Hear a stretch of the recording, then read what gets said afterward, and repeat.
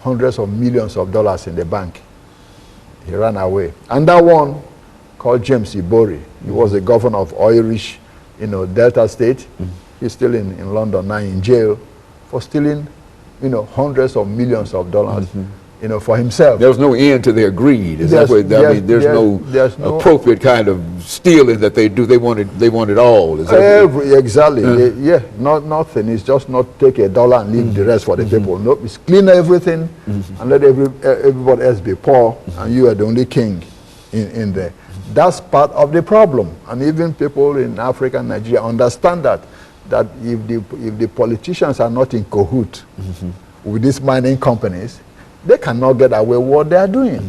You see? So whenever they come in and they're in cahoot with the government, then they're empowered to keep, polluting and not being accountable.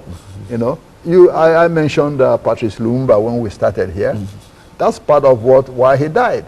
Because the Union Minière de Haute de Katanga, the northern mineral company of northern Katanga from Belgium, owned the rights to the copper mines in Katanga, which is called Shaba now. And obviously Lumumba was going to nationalize the copper mines and all that. So they knew that, and the only way to deal with it is to get rid of him early, so that they could keep the right to mine and pollute and do whatever they want. So outright assassination and killing anybody who might talk about reform or anything is one of the things that generally happen to any kind of there are no reformers in reference to some of these issues. Is that what we're saying? That's correct, because a lot of these oil companies and mining companies have a lot of money to buy off some of the greedy politicians who do not anyway have the interests of their people at heart. Some things that they could not do in this country or any other part of the world, where you have to account to the people for whatever you do. Well, Dr. Madu, last minute we have here. Is there a solution to this? It seems that there's no solution to this kind of issue, is there?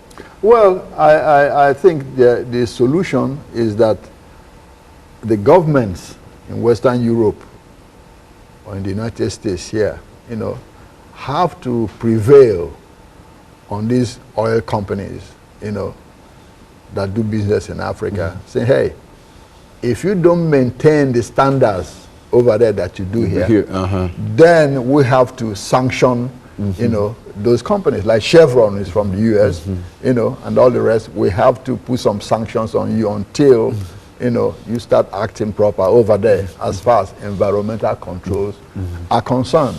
Well, that seems to be such a long shot, and so many people would suffer between now and then that it's a very, very discouraging kind of situation. And I think that oftentimes we talk about Africa really coming back from some real problems, but there are still some real problems in Africa. Is that right? Absolutely. And insofar as environmental degradation and pollution is concerned. Very good. And of course, Dr. Wu, we thank you for that. And let me encourage our audience to tune in again next week for another informative edition of Comments.